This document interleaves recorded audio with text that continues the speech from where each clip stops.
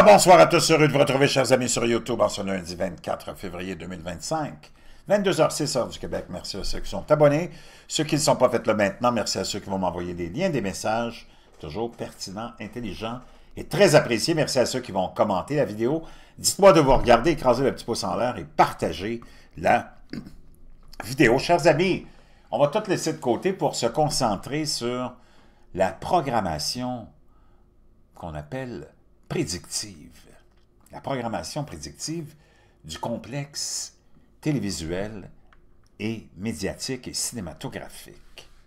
On le sait, l'élite, le complexe qui nous gouverne, où c'est difficile de mettre des noms sur ces gens-là, ont un agenda bien précis et contrôlent tout. Ces gens-là contrôlent tout. Je pense qu'il n'y a plus aucun doute pour qui que ce soit. C'est pas de la conspiration.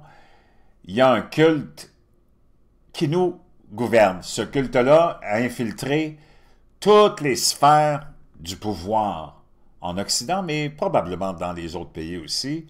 Mais on va se concentrer sur l'Occident.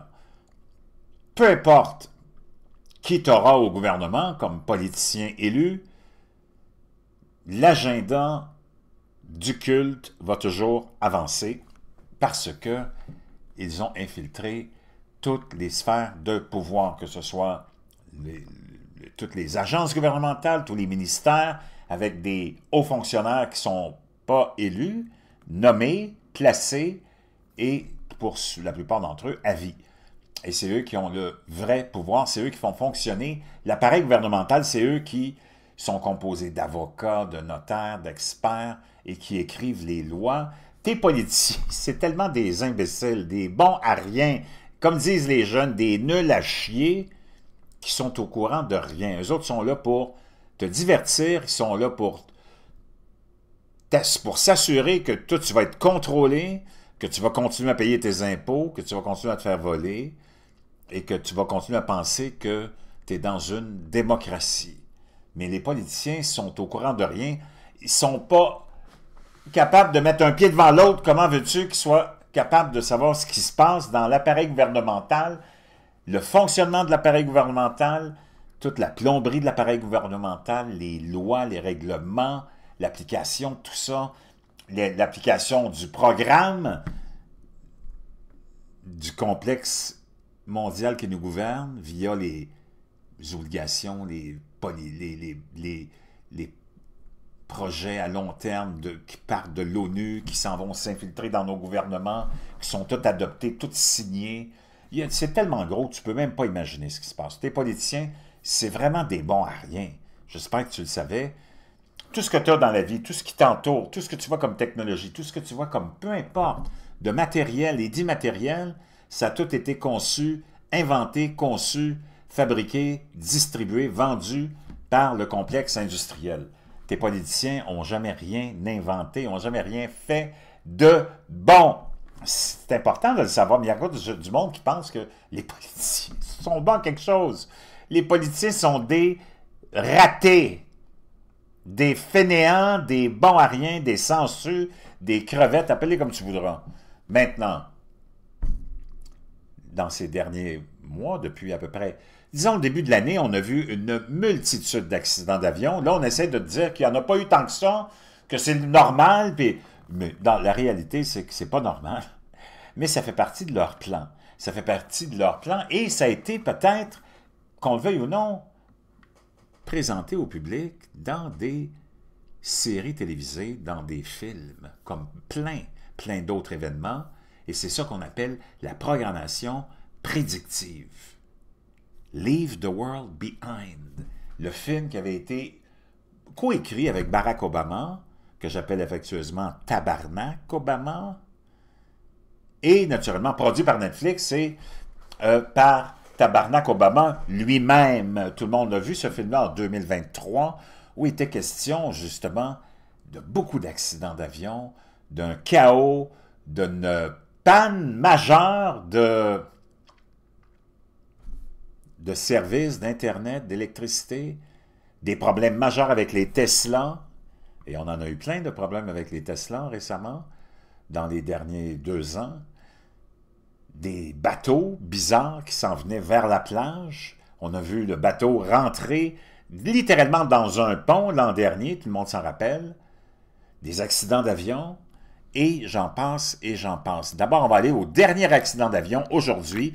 Évacuation d'un avion Delta, les passagers contraints de fuir sur des toboggans après qu'une cabine se soit remplie de fumée à l'aéroport d'Atlanta en Géorgie. Des images choquantes nous montrent des passagers debout sur l'aile d'avion. Regardez la fumée à l'intérieur de ça. C'est complètement gaga. Mais oui, encore une fois, un autre incident. Le vol Delta était, pardon, en route d'Atlanta vers la Caroline du Sud lorsqu'il a dû faire demi-tour. Lors de l'atterrissage, les 94 passagers, les 2 pilotes et les 3 agents de bord ont été contraints de sortir de l'avion en utilisant les toboggans de sortie de secours. Des photos choquantes montrent des passagers debout sur l'aile gauche de l'avion, serrant leurs affaires alors qu'ils tentaient de se mettre en sécurité. La FAA, la fameuse Federal Aviation Administration, a déclaré que le vol 876 de Delta Airlines est revenu en toute sécurité à l'aéroport international Hartsfield-Jackson d'Atlanta vers 9 h, heure locale, lundi 24 février, après que l'équipage a signalé une possible fumée dans le poste de pilotage. On revient à nos moutons. Leave the world behind. Programmation prédictive. Et on en faisait même mention dans les médias de toutes ces hasards, ces similitudes, ces similarités entre Leave the World Behind, que vous avez sûrement vu, où on voit ces avions s'écraser. Est-ce que ces avions-là s'écrasent? Est-ce que ces avions-là sont victimes d'accidents par du piratage, par du sabotage, par de la négligence, par de l'incompétence? Mais tout le monde se dit, « Wow! » C'est ce qui nous explique peut-être tout ce qui nous arrive en 2025, ces accidents d'avion. Pretty crazy, this might explain all the plane crashes in early 2025. Hereafter, 2 planes and a Black Hawk crash in 2 days. Hein? Donc, c'est complètement cinglé. Are planes crashes on the rise? What to know about the recent incidents? Est-ce que les accidents sont en augmentation? Monday's crash is at least the 4th major aviation misshape in North America in the past month. On était le 18 février. Et c'était un autre accident, c'était le 4e majeur. Et on se demande, est-ce que c'est en augmentation? Leave the world behind l'avait prédit, nous l'avait annoncé. Programmation prédictive. Si tu as déjà entendu parler de la programmation prédictive, le terme, ben, mentionne-le-moi dans le chat, dans la boîte de description, en écrivant « Oui ».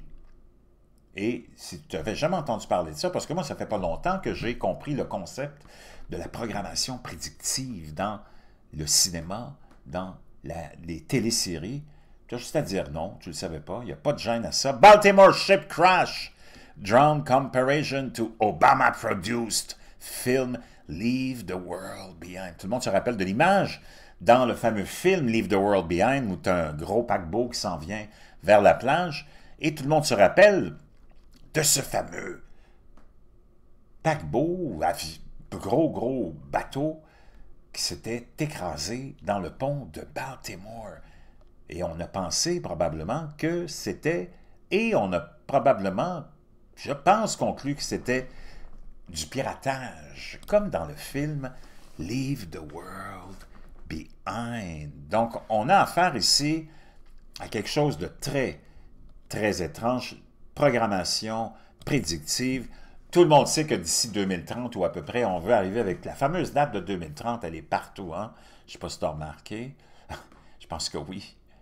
Et on veut arriver avec une empreinte individuelle, environnementale, où on va te suivre et où on pourrait, avec un code social, t'interdire après un certain nombre d'empreintes et de pourcentages, je ne sais pas comment ils vont calculer ça, où tu ne pourrais plus bouger, où tu ne pourrais plus acheter pour un certain temps jusqu'à ce que tu reviennes à zéro, j'imagine, avec ton compteur.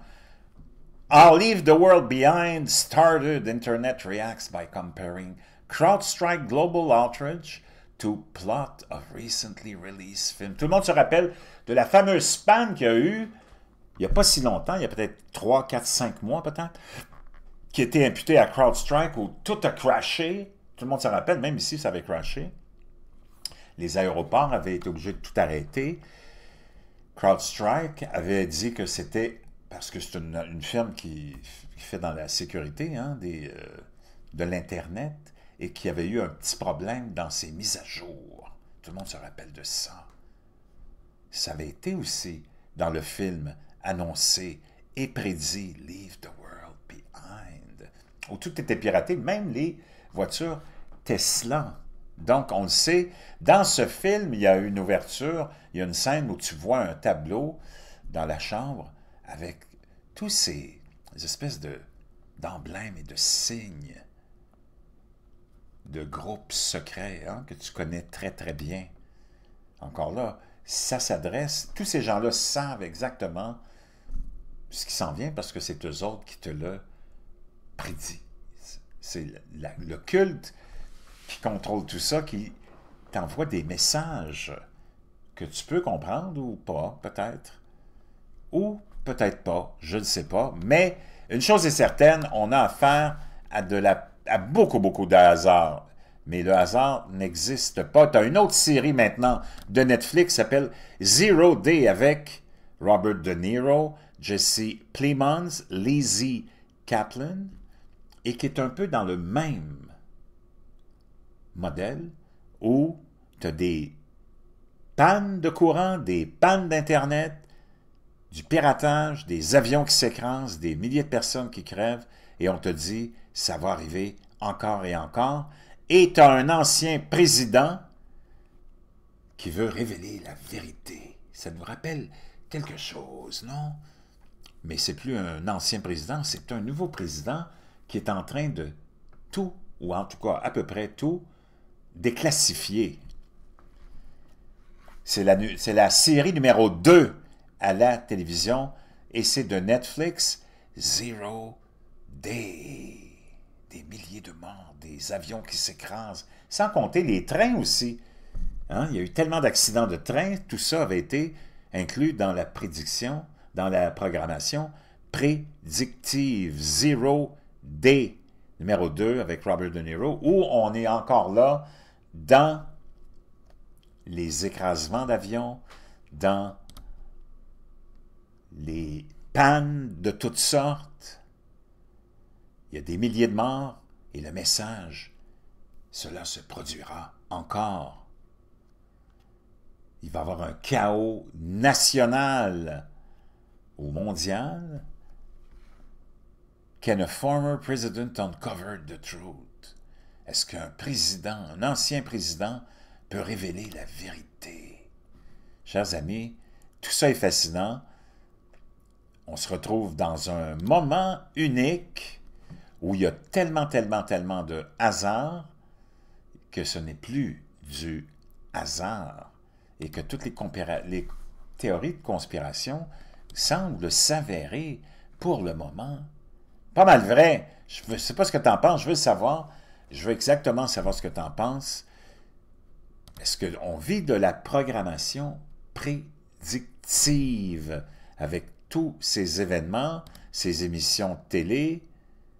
Et je termine avec quelque chose de très étrange. Je ne sais pas si tu as déjà entendu parler du fameux...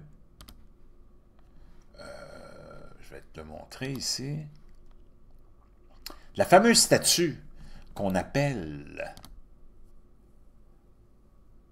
le démon avec un bol. Et dans ce bol, on présume qu'il y a du sang, qu'il y avait du sang d'humain. Je ne savais pas qu'une telle chose existait à Las Vegas et en Angleterre. Il mesure 18 mètres de haut. Il s'appelle le démon avec un bol. Le bol est censé contenir du sang humain à l'intérieur. Je peux te dire une chose. Vraiment bizarre comme monde. Vraiment. Pas besoin d'aller dans les anciens écrits pour savoir que tu es rendu au fond du baril. et que quelque chose va se produire. Parce que quand tu regardes et tu lis les anciennes Écritures, les prophéties de Daniel et ainsi de suite, ça semble vraiment enfantin comparativement à tout ce qu'on vient de voir, tout ce qu'on voit. Pense à la communauté LGBTQ++, pense à la dépravation, à la décadence, à tout ce que tu peux imaginer. Et là, imagine-toi, je vais juste te laisser là-dessus, je t'en reparlerai un petit peu plus en détail, mais on vient de mettre la main sur une nouvelle horrible. Et ça se passe en France. Un militant de la communauté LGBTQ++ arrêté comme chef d'un réseau pédophile international. En novembre 2023, la police nationale française a inauguré son office des mineurs, l'OFMIN, dans le but de consacrer les ressources indispensables à la lutte contre la maltraitance des enfants dans un pays embourbé dans la décadence sociale depuis l'arrivée au pouvoir du président Emmanuel Macron en 2017. Un mois seulement après son entrée en fonction, l'OFMIN a mené une opération à l'échelle européenne qui a permis l'identification de centaines de pédophiles conduisant à des dizaines d'arrestations.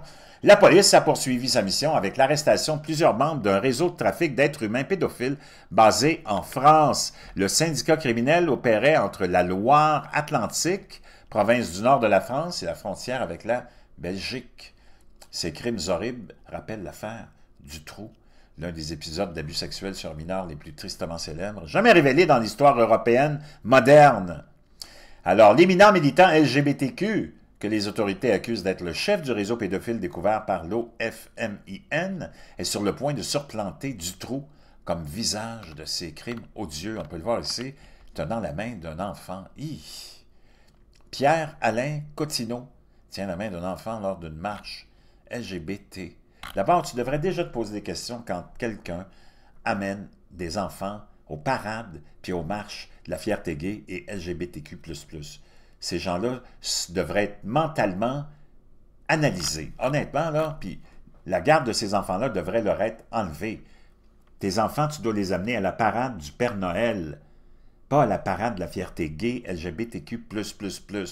Le journal français Le Parisien a rapporté qu'un assistant familial de 32 ans de Loire-Atlantique a été arrêté comme chef du réseau pédophile. Si les suspects arrêtés n'ont pas encore été officiellement identifiés dans la presse, les forces de l'ordre qui ont analysé les vidéos d'abus sexuels sur mineurs publiées sur le dark web par le réseau pédophile ont pu les identifier, ce qui a conduit à leur arrestation. L'OFMIN et les autorités néerlandaises ont été informées après que les vidéos ont été signalées sur la plateforme de messagerie Telegram. Ces signalements ont conduit à un examen médico-légal des preuves qui ont permis d'identifier un lit médicalisé utilisé pour torturer l'un des enfants. Ils ont ensuite pu retracer l'achat de ce type de lit, ce qui les a conduits au chef présumé du réseau, Pierre-Alain Cotineau. Cotineau s'est fait connaître en France pour son activisme en tant que défenseur des droits LGBTQ, son ascension dans le paysage politique français d'extrême gauche a décollé en 2021 lorsqu'il s'est présenté aux élections départementales au sein du parti La France Insoumise. Ça, c'est pas le parti de Jean-Luc Mélenchon, ça. Son ascension politique a été façonnée par des années de défense des droits LGBT, au cours desquels il a fondé plusieurs groupes militants, dont le collectif de solidarité et d'entraide Doudon et l'association LGBTQ+, dans ses nids, après avoir été élu président du Rainbow Shelter, une organisation naissante de défense des droits LGBTQ qui lutte contre l'homophobie et la transphobie dans toute la France. Moi, j'aimerais savoir c'est quoi l'homophobie et la transphobie, mais en tout cas, c'est comme le reste, on n'aura jamais probablement des vraies définitions de ça. Cependant, la réputation de Cotineau ne se définira pas par son engagement politique. En septembre 2024, le militant LGBT a été arrêté pour agression sexuelle pour avoir abusé d'un enfant handicapé de 4 ans. L'arrestation de Cotineau en 2024 est intervenue après que des vidéos de l'abus ont été découvertes par les autorités françaises dans la ville de Nantes. La victime du viol était sous la garde de Cotineau. Comment ça? Coudonc, les autorités sont tombées sur la tête ou quoi? Là? Voyons, qu'est-ce qui se passe avec le... Ben là, c'est là que tu le vois que toutes tes sphères de pouvoir sont infiltrées par les satanistes et qu'on pousse et on pousse et on pousse cet agenda-là. on permet des adoptions, on permet des ceci, on permet des cela. C'est complètement gaga. Ça ne veut pas dire que tout le monde qui est gay, lesbienne ou sont des agresseurs, là, mais là, à un moment donné, c'est comme, wow! La victime a été placée sous la garde de Cottineau. Une semaine seulement après que les services de protection de l'enfance ont approuvé sa demande de devenir parent d'accueil, dans laquelle il demandait spécifiquement une licence pour prendre la garde d'enfants de 6 ans et moins. Are you effing kidding me? Les abus sexuels commis par Cottineau sur l'enfant handicapé dont il avait la garde ont suivi un modus operandi qui a été imité dans les vidéos découvertes dans le réseau pédophile qu'il aurait dirigé. Comme l'enquête qui a mené aux récentes accusations portées contre lui, Cottineau a été arrêté en 2024 après que des vidéos d'abus sexuels sur sa victime handicapée. Wow! Moi, j'en viens pas. Ont été rapportés après avoir été partagés sur Telegram, où le même lit médicalisé qu'il s'était procuré en tant que soignant a été identifié lors de l'examen médico-légal des preuves. Les preuves observées dans ces vidéos ont été trouvées à la suite d'une perquisition au domicile de Cottineau, où il aurait filmé les abus sexuels sur sa victime. Après son arrestation l'année dernière, Cottineau a été inculpé devant le tribunal judiciaire de Nantes pour viol avec acte de torture ou de barbarie, agression sexuelle sur un mineur de moins de 15 ans par personne ayant autorité et enregistrement, détention et diffusion d'images pornographiques sur mineurs. Lors de sa garde à vue, Cottineau a avoué aux autorités qu'il avait des tendances pédophiles. Aïe, aïe. Il est resté en détention provisoire pour des accusations pour lesquelles il encourt la réclusion à perpétuité, tandis que les autorités continuent d'enquêter sur l'étendue de ses crimes. Donc, il y a sûrement beaucoup de monde impliqué là-dedans. Je vais vous laisser ce lien-là dans la boîte de description. De quoi donner mal au cœur. Vraiment, là. Chers amis, je vous laisse ça, comme ça. C'est le temps d'aller faire dodo, mais ça se peut qu'on fasse des cauchemars aussi. OK? Je vais vous entendre commenter. Moi, je serais pour, je ne sais pas, là, mais dépenser 1 sou pour garder cet homme-là en vie, le nourrir, le torcher, lui donner la télévision, puis tout le reste des passe-droits qu'on a en prison, parce que c'est des passe-droits qu'on a en prison, là. Parce que tu es condamné pour un crime où tu devrais perdre toutes tes libertés, mais tu as toutes sortes de passe-droits qui te donnent une vie assez quand même confortable et luxueuse. Moi, je ne sais pas, là, mais il me semble que ça serait temps, et vraiment temps, de faire payer les criminels, puis de s'occuper des victimes. L'inverse. Investis pas une scène là-dedans. Un trou, tu le mets dedans, puis tu l'enterres vivant. Je ne sais pas ce que tu en penses, là, mais je commence à être vraiment écœuré. Bonne nuit.